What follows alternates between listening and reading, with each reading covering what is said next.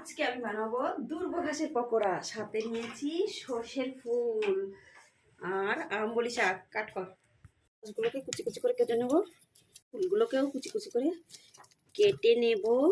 এই দেখো, এগুলোকে কেটে নিয়েছি। এবার আমি নিয়ে নেবো চালের গুঁড়ি। 1 স্পুন চালের গুঁড়ি দিলাম। দেব একটুখানি স্বাদ মতো লবণ, দেব জিরে গুঁড়ো, আর দেব হলুদ গুঁড়ো।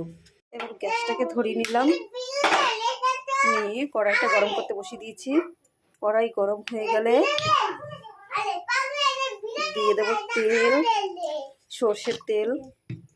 এবার তেলটা গরম হওয়ার পরে এবার কড়াইয়ের মধ্যে দিয়ে দেবো, কাটছি, কড়াইয়ের মধ্যে দিয়ে দেবো।